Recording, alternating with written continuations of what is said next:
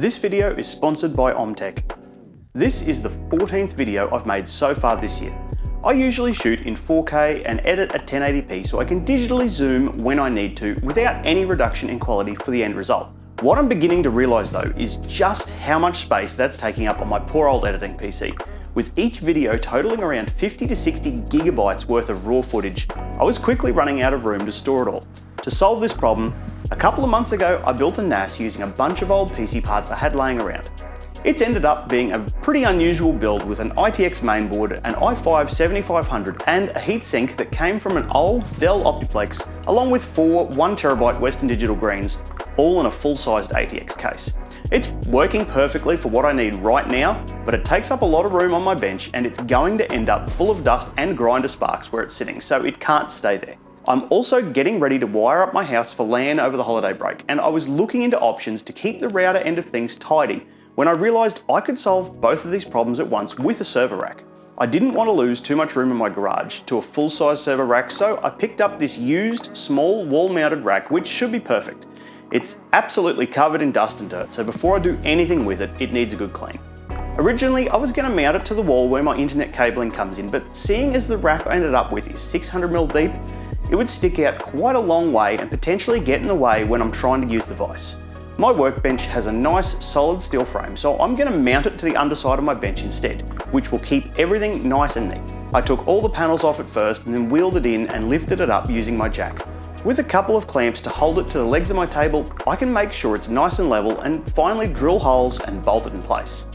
Both side panels are still accessible if I need to get in there, and I've reversed the door so it hinges from the right so it still opens nicely. Now, I just need a case to put this NAS in, and that's where today's sponsor comes in. OMTech sent me their Turbo-747 Laser to play with.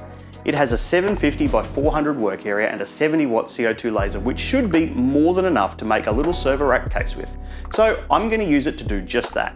Before I can work out a design for the case, I need to decide what material I'm going to use.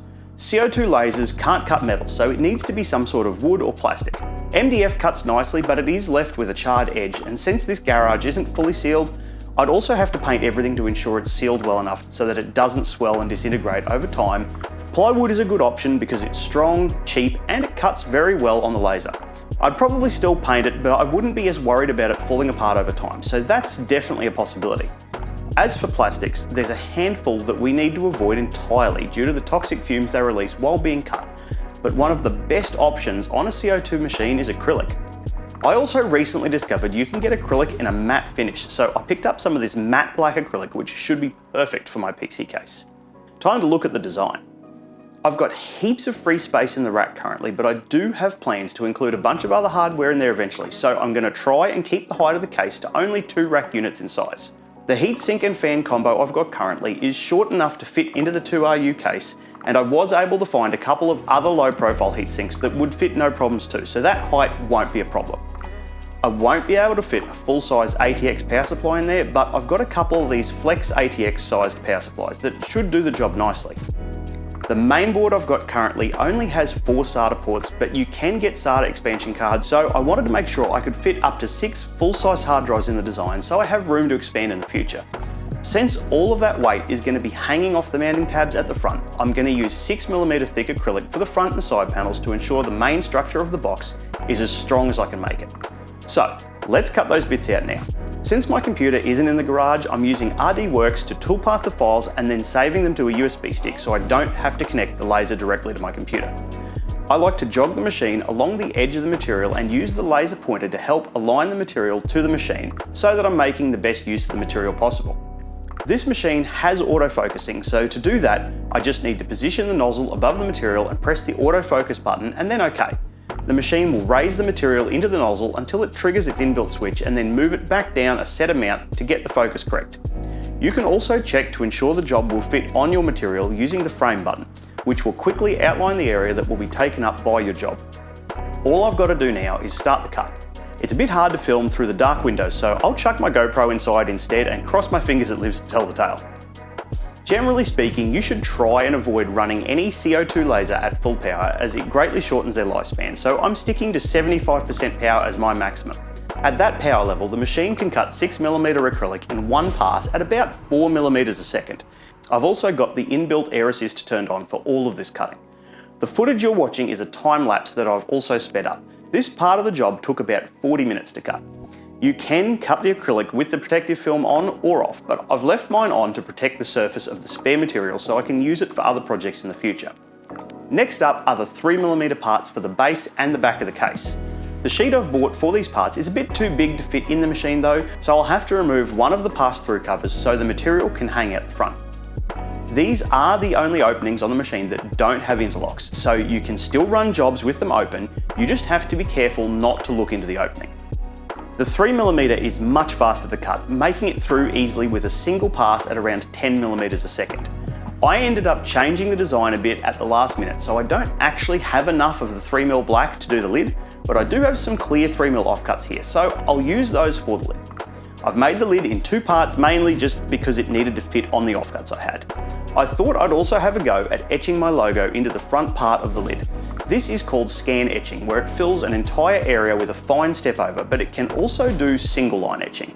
This was running at just 10% power and 300mm a second with a 0.08 step over.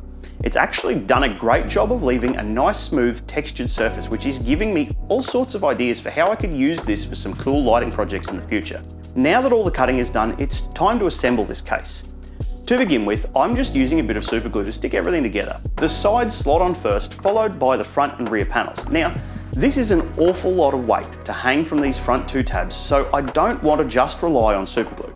I picked up a bit of this 20x3 aluminium angle, which I've cut up so I can rivet it into the corners of the case to make sure it's all tied together nicely. I'm going to use bolts through the front panel instead of rivets because I've actually made these holes the correct spacing for some rack handles, but unfortunately I didn't get them in time for the video. This way I can easily remove the bolts and fit the handles when they finally turn up. I've also used a bit more of this angle along the top of the sides and the back of the case to give me something to screw into when I fit the top covers. Now I need a way to mount these hard drives. I 3D printed these shells which bolt into the case to support the drives.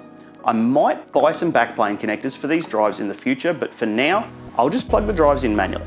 I 3D printed these cover plates to cover over the holes in the front once the hard drives are installed. They are made up of 4 pieces and have a small spring in the middle to keep them latched in place. I've also put a bit of double-sided foam tape on the back of them just to help keep the drives from sliding around on their shelves. Now I just need to install the hardware. The power supply is first, and it just bolts in from the back like this. I've tapped these holes in the bottom of the case so I can screw in some 6mm standoffs for the mainboard to sit on. I don't have an I/O shield for this board, but the cutout is the correct size and position so that if I ever replace this board, I'll be able to use the I/O shield. I picked up a nice Noctua NF R8 fan to bolt into the side of the case. There is also a spot for an exhaust fan, but this mainboard only has 2 fan headers, so for now, I'll try with just one case fan. The power switch is next. I think these are meant for automotive use, but I just wired the switch pins to the mainboard as usual and connected the light directly to 12 volts from the power supply, since the mainboard output won't provide enough voltage to run this light. Last but not least, I included a hole on this side for this panel mount RJ45 connector so I can run a short patch lead from the mainboard at the back of the case to the front and then easily connect the NAS at the front to one of the network ports with a short patch lead. And that's it, I can pop the top covers on, slide it into the rack and fire it back up. Thanks to OMTech for sponsoring this video. They also sell other laser cutters, both smaller and larger than this, so make sure you check out what they've got on offer at the link in the video description. Their Black Friday sales are still on and you can use my code CNCDAN to save 4% on all machines at the checkout. I've got a really cool project planned for early next year that is also going to make use of this laser cutter, so make sure you subscribe so you don't miss it. See you all next time.